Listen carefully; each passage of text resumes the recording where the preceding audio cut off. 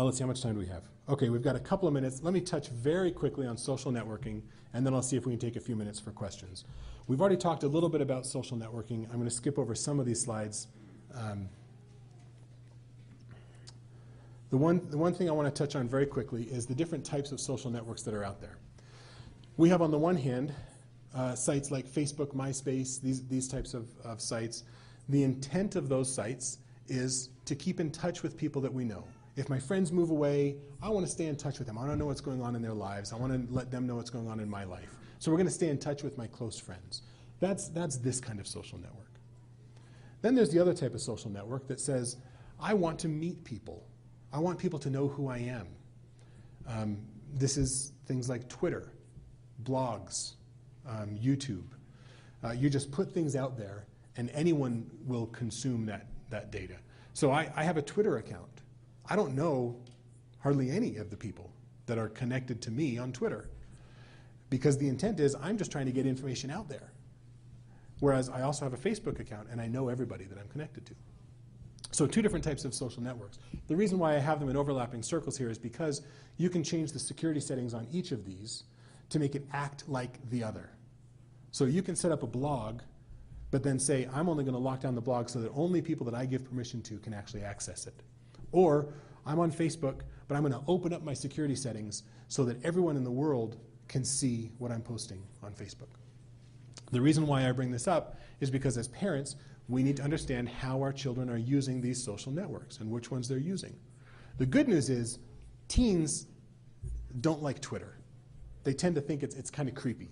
And so they're kind of shunning Twitter. And that's great because we don't want our teens interacting with people they don't know.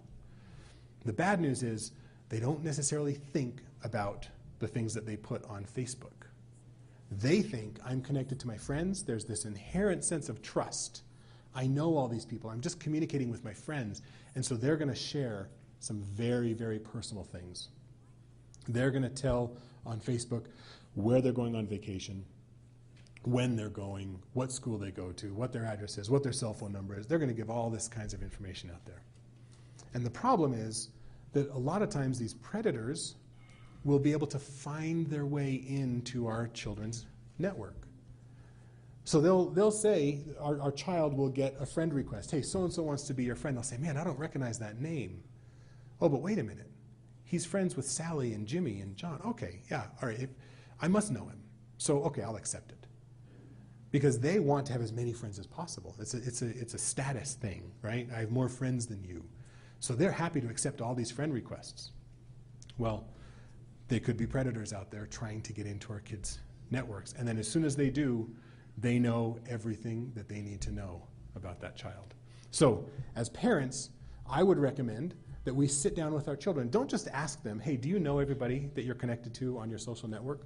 Sit down with them and walk through their friend list and say, how do you know this person? Where do you know them from? Are they from school? Are they from church? Are they from the neighborhood?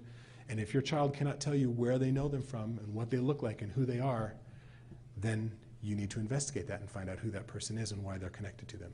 They should only be connected to people they know. The other recommendation I have for social networks is this.